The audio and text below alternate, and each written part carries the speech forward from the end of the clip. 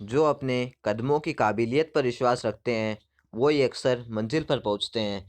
दोस्तों आज है 14 जनवरी और आप देख रहे हैं लर्न जीके भी तेज है। तो दोस्तों आज की इस वीडियो में हम बात करने वाले हैं करंट अफेयर्स के कुछ क्वेश्चंस के बारे में। तो चलिए ज़्यादा टाइम वेस्ट ना करते हुए वीडियो की तरफ चलते हैं। दोस्तों आज की इस वीडियो में हम जिन भी क्वेश्चंस के बारे में बात करने वाले हैं वो सारे कॉम्पिटिशन एग्जाम के पॉइंट ऑफ व्यू से बहुत इंपॉर्टेंट हो सकते हैं। तो आप एक भी क्वेश्चन को मिस मत कीजिएगा। दोस्तों हमारे क्वेश्चन रिलेटेड इंपॉर्टेंट फैक्ट्स भी आपको बताएंगे, तो आप उनको भी अच्छे से याद करिएगा क्योंकि दोस्तों इस बार पेपर को नागिनास करवाना है। और ये जो भी आपका पेपर है यूपीएससी एसएससी या कोई भी पेपर को हमको फर्स्ट अटैम्प्ट में क्रैक करना है। दोस्तों आपको अपने सपने पूरे करने हैं दोस्तों, चाहे वो आपके सपने हो या आपके मम्मी पापा के सपने हो। दोस्तों आपको उनको पूरे करके अपने जो मम्मी पापा के सपने हैं उनके ऊपर खरा उतरना है। और दोस्तों आपको उनको दिखा देना है कि उनका जो शेर है वो उनको कभी निराश नहीं करेगा। तो दोस्तों हमारे वीडियो शुरू करते हैं। वीडियो शुरू करने से पहले दोस्तों आपके अंदर मैं एक ऊर्जा भरना देना चाहता हूं दोस्तों। इसके लिए मैं आपको एक और मोटिवेशन थॉट देना चाहता हूं दोस्तों। जब जब मंजिलों ने हौसलों से कहा तेरे बस की बात नहीं, हौसलों ने मंजिल की आंखों में आंखें डाल के कहा चल झूठी तेरी इतनी औकात नहीं। तो दोस्तों अगर अभी तक आपने मेरे चैनल को लाइक से सब्सक्राइब नहीं किया है तो जल्दी से मेरे चैनल को लाइक से सब्सक्राइब करके बेल आइकन को प्रेस करना ना भूलें ताकि हमारे हर वीडियो के अपडेट्स आपको सबसे पहले मिल सके। तो दोस्तों इस एक सबसे इम्पोर्टेंट बात हम आपको बता देना चाहते हैं दोस्तों। ये जो चैनल है लर्न जीके विद तेज दोस्तों, इस चैनल पे आप UPSC SSC CGL railway banking दोस्तों ऐसे ढेर सारे एग्जाम्स की तैयारी आप केवल इस एक चैनल से कर सकते हैं। दोस्तों आई होप कि यूट्यूब पे ऐसा दूसरा चैनल नहीं मिलेगा आपको जो आपको पूरे एग्ज़ाम की तैयारी एक ही चैनल पे कराता हो दोस्तों, क्योंकि इस चैनल पे हम डेली सुबह 4:30 बजे दोस्तों हमारा करंट अफेयर्स का वीडियो आ जाता है। और दोस्तों हम उसके रेगुलर एंड इम्पोर्टेंट जीके के अपडेट्स भी दोस्तों इस चैनल पे ही देते हैं। तो दोस्तों इस चैनल को सब्सक्राइब करना ना भूलिएगा। तो चलिए हमारा आज का वीडियो शुरू करते हैं। दोस्तों हम आज जिन भी क्वेश्चन के बारे में बात करेंगे दोस्तों वो आपके परीक्षा रूपी ताबूत की अंतिम कील के समान होगी। तो दोस्तों आप उनको अच्छे से याद करिएगा।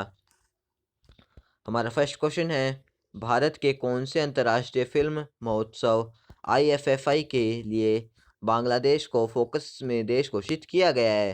दोस्तों हम आपको बाद में बताएंगे कि फोकस देश जो होता है वो क्या होता है। दोस्तों आप वीडियो में बने रहिए। दोस्तों कई लोग का कमेंट आता है कि वो कंफ्यूज हो जाते हैं कि हम जो क्वेश्चंस में जो वर्ड आते हैं दोस्तों वो उनका मतलब उनको समझ में नहीं आता है। तो दोस्तों वो लोग पूरा वीडियो नहीं देखते हैं इसलिए उनको समझ में नहीं आता है। दोस्तों आप पूरा वीडियो देखिएगा ताकि आपको हर एक पॉइंट अच्छे से समझ में आ सके। तो दोस्तों भारत के 51वें अंतर्राष्ट्रीय फिल्म महोत्सव आईएफएफआई के लिए बांग्लादेश को फोकस में देश घोषित किया गया है। तो हमारा सी ऑप्शन सही है। तो चलिए दोस्तों इसके आने कुछ पॉइंट जानते हैं। दोस्तों भारत के 51वें अंतर्राष्ट्रीय फिल्म महोत्सव आईएफएफआई के लिए पड़ोसी देश बांग्लादेश को फोकस में देश घोषित किया गया है। अब दोस्तों ये जानते हैं फोकस देश क्या है। दोस्तों हमने जैसा कि आपको प्रॉमिस करा था कि हम आपको इसके बारे में बताएंगे।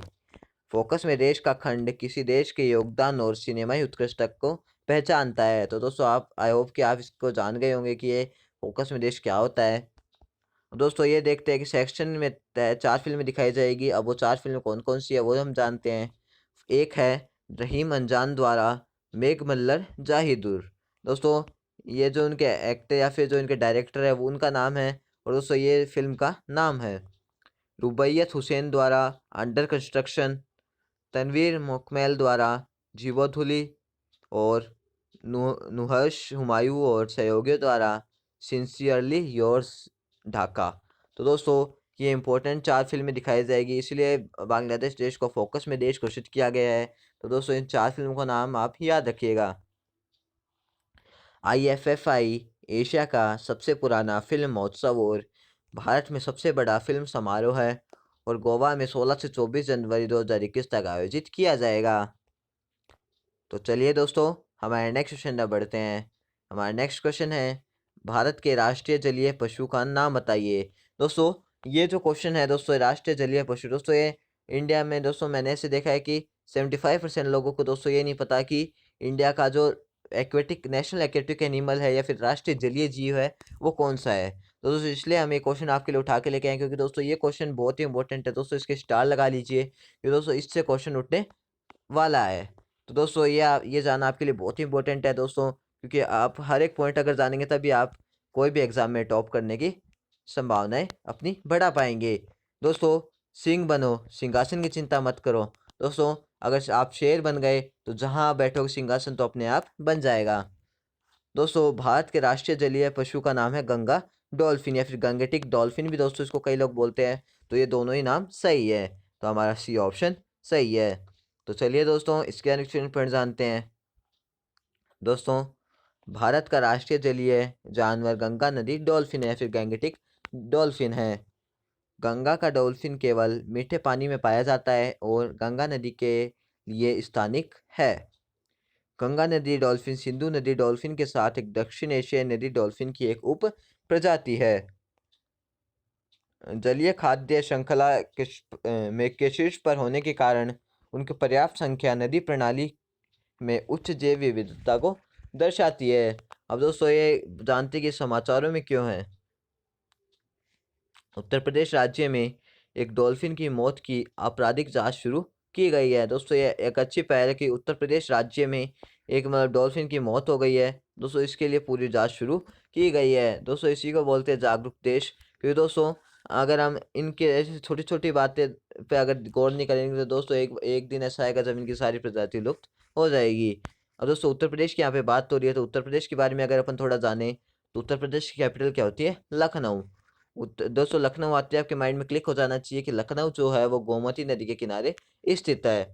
अब दोस्तों, अब यहाँ पे हम उत्तर प्रदेश के सीएम की बात करें तो दोस्तों उत्तर प्रदेश के सीएम का क्या नाम है? योगी आदित्यनाथ।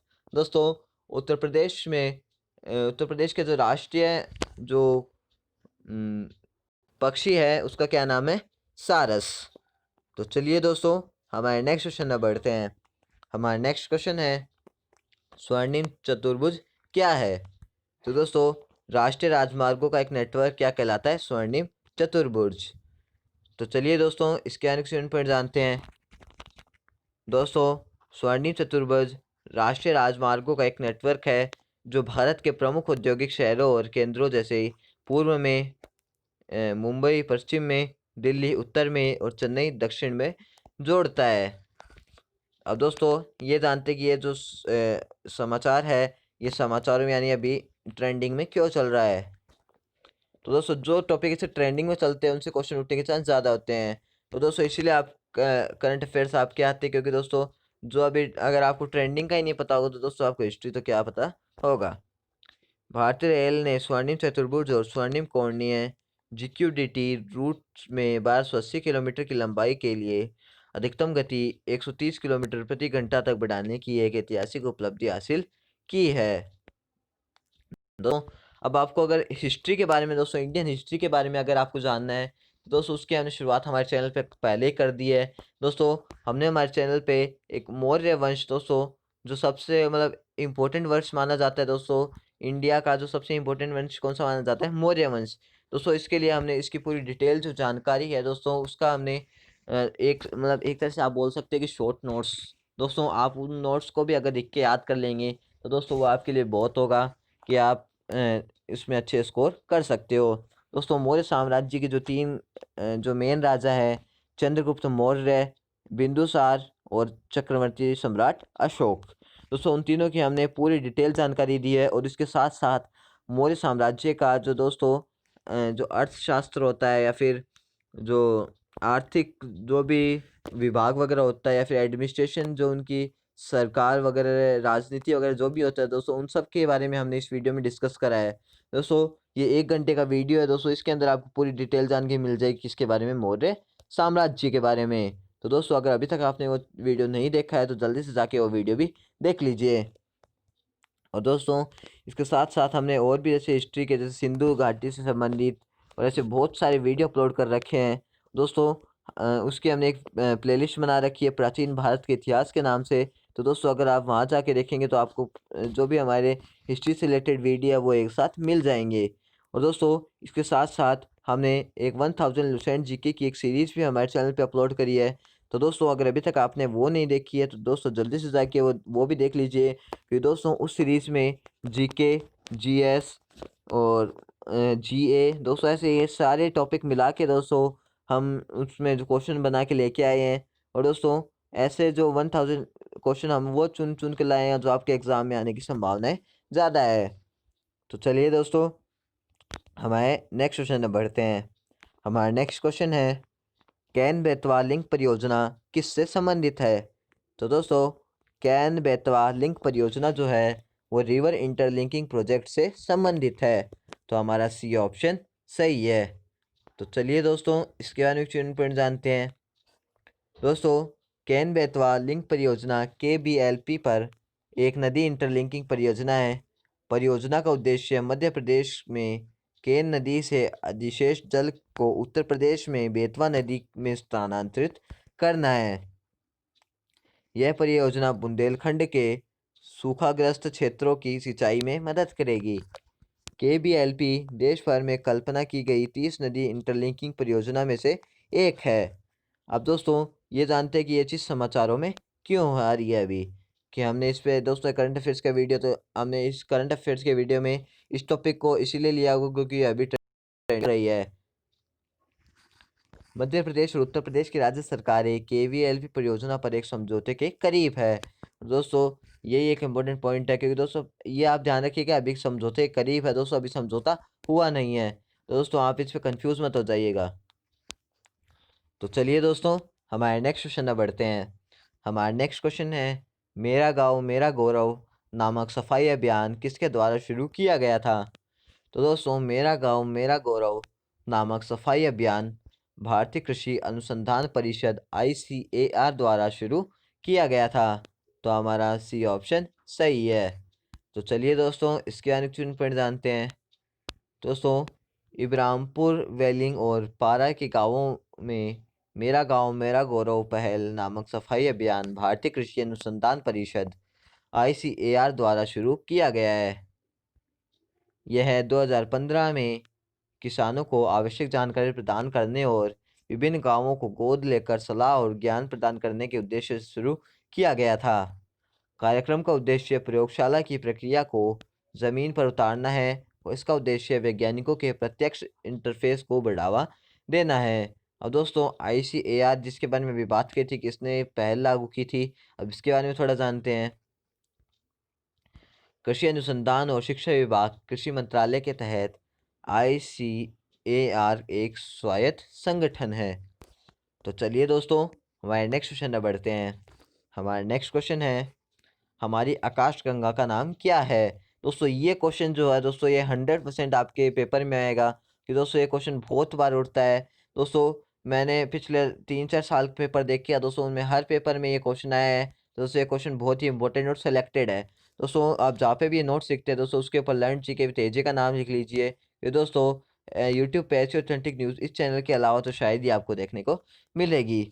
अब दोस्तों हमारे क्वेश्चन की तरफ आते हैं। दोस्तों अगर आप किसी को भी इस क्वेश्चन का आंसर पता है तो दोस्तों आप कमेंट बॉक्स में ज़रूर लिखिएगा, क्योंकि दोस्तों आप अगर कमेंट बॉक्स में लिखते हैं तो दोस्तों कई बार क्या होता है कि हम जो अगर याद करते हैं दोस्तों हम सोचते हैं कि उसको बाद में लिख लेंगे, तो दोस्तों वो हमारी मेमोरी से निकल जाता है। पर दोस्तों जो हम लिख देते हैं दोस्तों वो हमारी लॉन्ग टर्म मेमोरी में शिफ्ट हो जाता है और दोस्तों वो हमें लंबे टाइम तक याद रखता है। दोस्तों अब जानते हैं हमारी आकाशगंगा का नाम। दोस्तों हमारी आकाशगंगा का नाम है मिल्की वे। तो हमारा बी ऑप्शन सही है। तो चलिए दोस्तों इसके क्वेश्चन पर जानते हैं।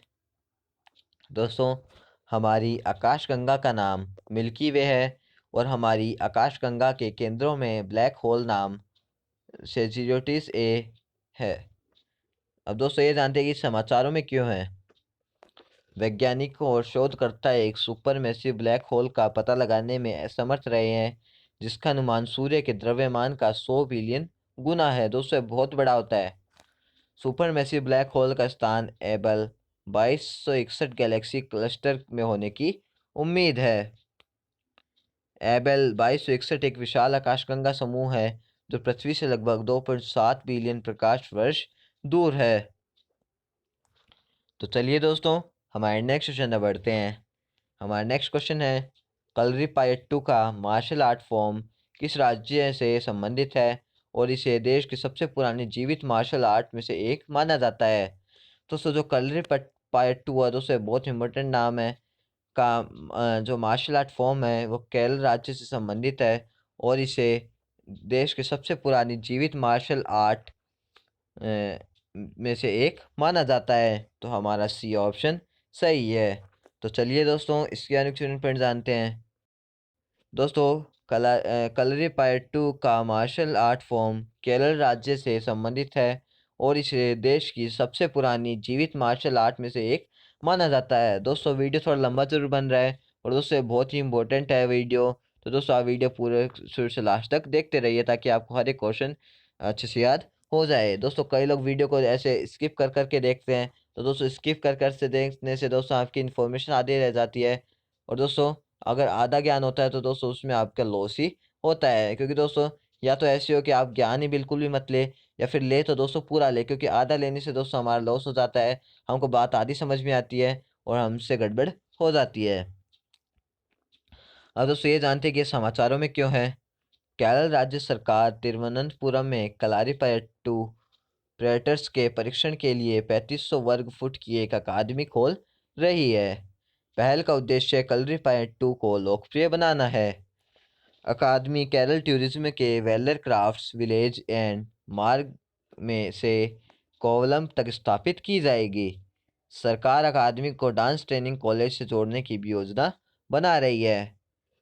तो चलिए दोस्तों हमारे नेक्स्ट क्वेश्चन में बढ़ते हैं।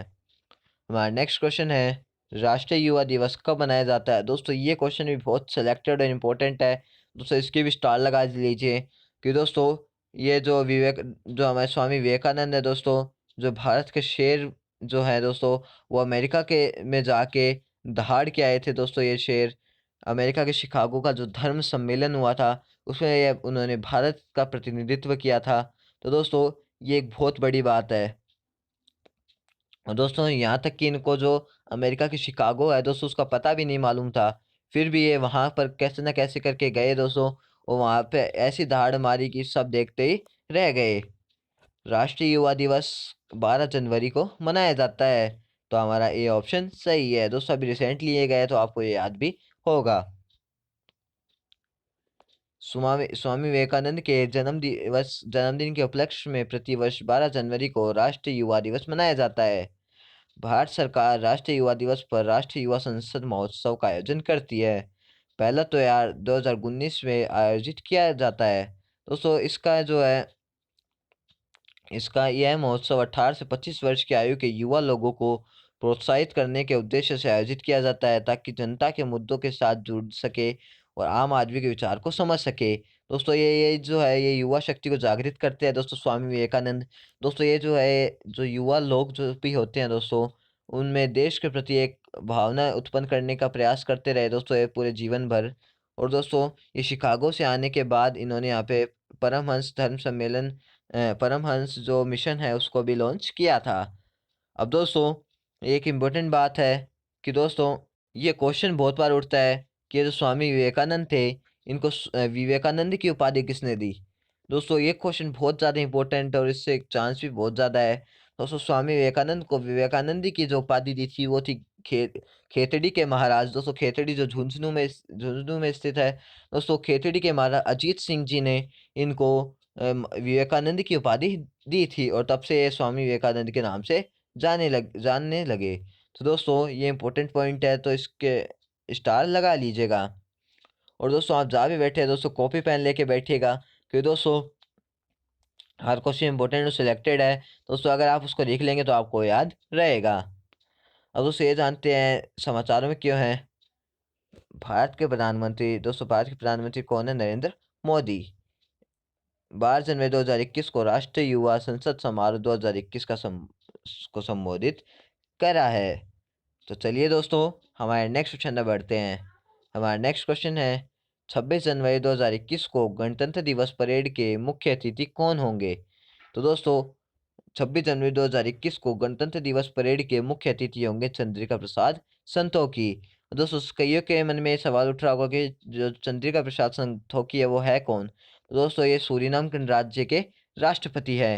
दोस्तों पहले आपको मैं इस चैनल पे आपको एक इन्फॉर्मेशन दी थी मैंने कि दोस्तों जो बोरिस जॉनसन है ब्रिटेन के प्रधानमंत्री, सॉरी दोस्तों तो दोस्तों जो बोरिस जॉनसन है ब्रिटेन के प्रधानमंत्री, दोस्तों वो भारत में आने वाले 26 जनवरी 2021 की गणतंत्र दिवस की परेड में। पर दोस्तों क्या हुआ कि ना जो कोरोना महामारी के कारण दोस्तों जो वहाँ पे कोरोना के नए स्ट्रेन भी आ गया है, तो दोस्तों इस कारण उन्होंने यहाँ पे आने की जो यात्रा थी वो रद्द कर दी है। तो दोस्तों इसलिए वो नहीं आ रहे।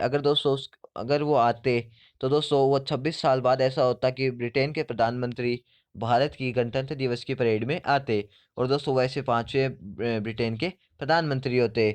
तो और दोस्तों अब जो आ रहे हैं वो कौन आ रहे हैं? चंद्रिका प्रसाद संतोखी। तो चलिए दोस्तों इसके बारे में चुन पॉइंट जानते हैं।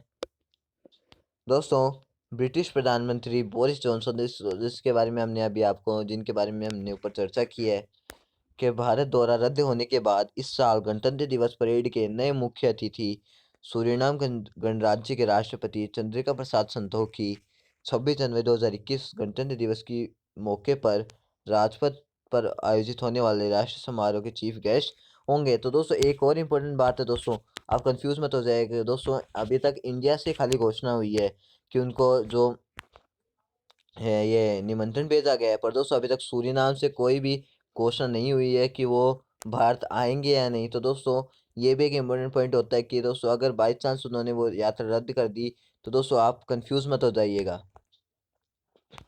दोस्तों इससे आपको एक और बात पता चलती है कि ये जो आयोजन होता है वो कहाँ पे होता है? राजपथ में। तो चलिए दोस्तों हमारे नेक्स्ट क्वेश्चन में बढ़ते हैं। हमारा नेक्स्ट क्वेश्चन है, भारत सरकार ने फिनलैंड के अधिकारियों को के कैडर को एजिमिस्ट के कैडर में विलय किया है।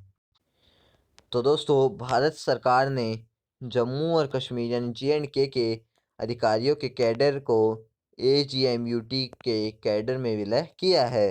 तो हमारा ए ऑप्शन सही है। तो चलिए दोस्तों इसके अनेक पॉइंट जानते हैं। दोस्तों भारत सरकार ने जम्मू और कश्मीर दोस्तों जो एक केंद्र शासित प्रदेश बन गया है, अधिकारियों के कैडर को AGMUT के कैडर में विलय किया गया है, जिसमें अरुणाचल प्रदेश, गोवा, मिजोरम और केंद्र शासित प्रदेश शामिल है।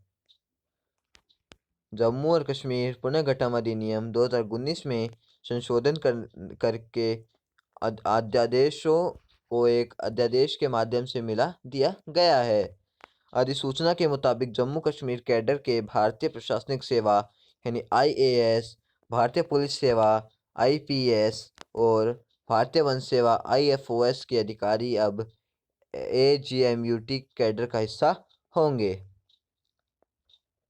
इस कदम से अखिल भारतीय सेवा अधिकारियों की कमी को दूर करने में मदद मिलेगी, जिसके परिणाम स्वरूप पिछले नियम में सिविल सेवा में सीधी भर्तियों का अनुपात जम्मू और कश्मीर राज्य सिविल सेवा कश्मीर में 50:50 का तय किया गया था। तो चलिए दोस्तों हमारे नेक्स्ट क्वेश्चन में बढ़ते हैं। हमारा नेक्स्ट क्वेश्चन है, डोनाल्ड ट्रंप ने किस शहर में आपातकाल घोषित किया है? तो दोस्तों डोनाल्ड ट्रंप ने जो अमेरिका की कैपिटल है वाशिंगटन DC, दोस्तों इसमें आपातकाल घोषित किया है। तो हमारा सी ऑप्शन सही है। तो चलिए दोस्तों इसके आंसर पॉइंट जानते हैं। दोस्तों डोनाल्ड ट्रंप ने 20 जनवरी 2021 को राष्ट्रपति चुनाव से पहले वाशिंगटन DC में आपातकाल की स्थिति घोषित कर दी थी। आपातकाल की घोषणा ट्रंप समर्थकों द्वारा 6 जनवरी को US कैपिटल्स भवन की सुरक्षा भंग करने के बाद हुई है। तो चलिए दोस्तों हमारे नेक्स्ट क्वेश्चन में बढ़ते हैं। दोस्तों नेक्स्ट क्वेश्चन में बढ़ने से पहले अमेरिका के बारे में अपन जाने। तो दोस्तों अमेरिका में अभी राष्ट्रपति चुनाव होने वाले हैं, और दोस्तों अब अमेरिका के अभी नए राष्ट्रपति कौन बने हैं? Joe Biden. दोस्तों अमेरिका की नई उपराष्ट्रपति कौन बनी है? कमला हैरिस। दोस्तों कमला हैरिस के बारे में फैक्ट है दोस्तों कि वो अमेरिका की पहली महिला उपराष्ट्रपति बनी है, और वो जो भारत मूल की महिला है। और दोस्तों अमेरिका की स्पेस एजेंसी का क्या नाम है? नासा। दोस्तों नासा की कैपिटल क्या होती है? National aeronautics and space administration. दोस्तों नासा के एक साइंटिस्ट है कैट रोबिन्स, दोस्तों उन्होंने अभी स्पेस में मूली की फसल उगाई है और वहाँ से 10 पौधे अर्थ पे भी लेके आएंगे। दोस्तों अमेरिका की जो प्राइवेट स्पेस एजेंसी है उसका नाम क्या है? Space x. दोस्तों स्पेस एक्स के जो फाउंडर और CEO है वो कौन है? Elon Musk. दोस्तों इलॉन मस्क जो है वो टेस्ला कार्स के भी सीईओ है, फाउंडर है। दोस्तों इलॉन मस्क जो है वो अभी दुनिया के सबसे अमीर आदमी बन गए हैं। दोस्तों अमेरिका ने अभी ऑफिशियली डब्ल्यूएचओ से अलग होने की घोषणा की है। तो दोस्तों इतने सारे पॉइंट है अमेरिका के बारे में इम्पोर्टेंट, तो आप इनको सबको याद करिएगा। तो चलिए दोस्तों हमारे नेक्स्ट क्वेश्चन में बढ़ते हैं।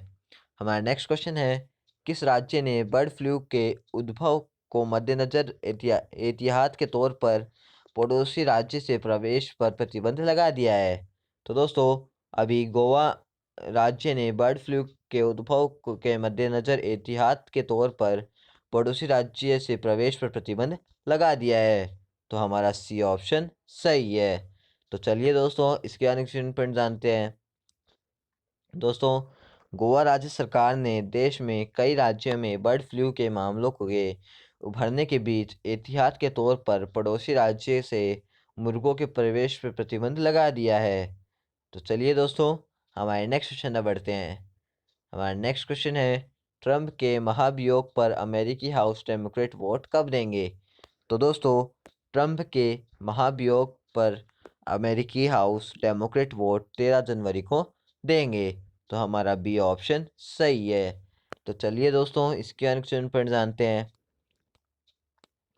दोस्तों यूएस हाउस डेमोक्रेट्स ने 13 जनवरी 2021 को राष्ट्रपति डोनाल्ड ट्रंप पर महाभियोग चलाने के लिए मतदान करने की योजना बनाई है।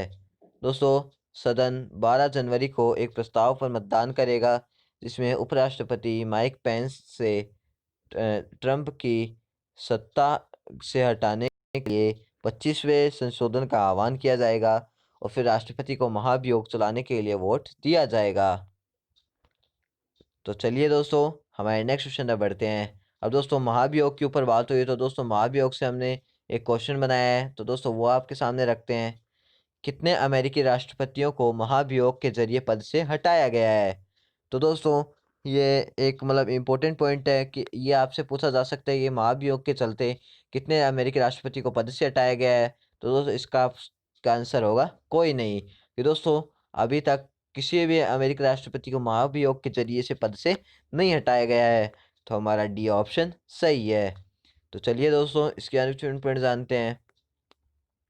दोस्तों अमेरिका के 3 राष्ट्रपतियों को कांग्रेस के एंड्रयू जॉनसन, बिल क्लिंटन और डोनाल्ड ट्रंप द्वारा महाभियोग का सामना करना पड़ा है। हालांकि किसी भी अमेरिकी राष्ट्रपति को महाभियोग के माध्यम से पद से हटाया नहीं गया है। अब दोस्तों ये इंपॉर्टेंट बात है, कितने राष्ट्रपति को महाभियोग का सामना करना पड़ा? 3।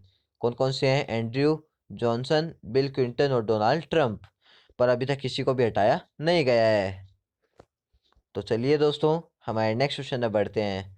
हमारा नेक्स्ट क्वेश्चन है, भारत के किस राज्य में दुर्लभ धातु वैंडियम पाया गया है? तो दोस्तों भारत के अरुणाचल प्रदेश राज्य में दुर्लभ धातु वैनेडियम पाया गया है। तो हमारा सी ऑप्शन सही है। तो चलिए दोस्तों इसके अनुच्छेद पॉइंट जानते हैं।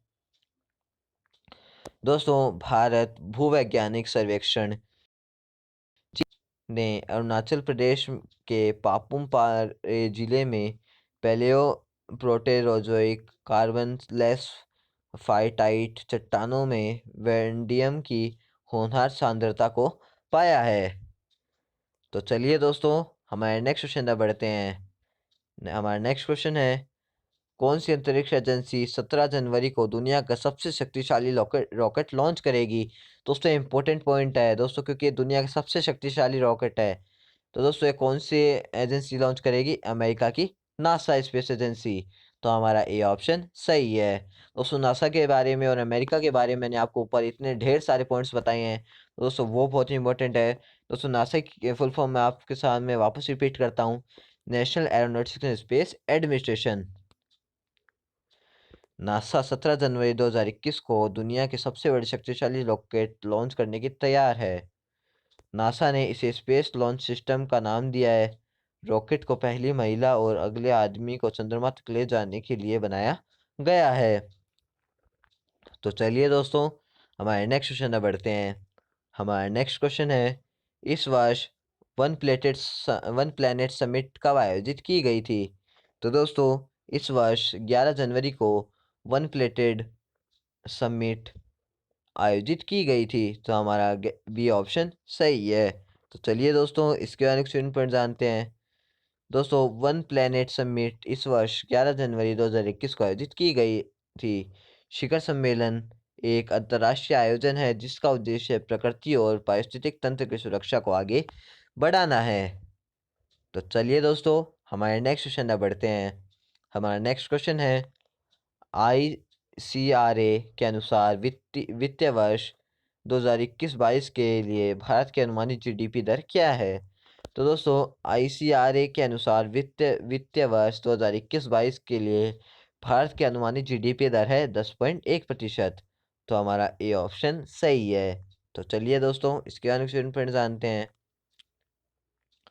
दोस्तों घरेलू रेटिंग एजेंसी इकरा रेटिंग को उम्मीद है कि वित्त वर्ष 2021-22 FY 2022 के में भारत के वास्तविक सकल घरेलू उत्पाद में 10.1% की वृद्धि होगी। तो चलिए दोस्तों हमारे नेक्स्ट क्वेश्चन में बढ़ते हैं। दोस्तों ये हमारा सेकंड लास्ट क्वेश्चन है।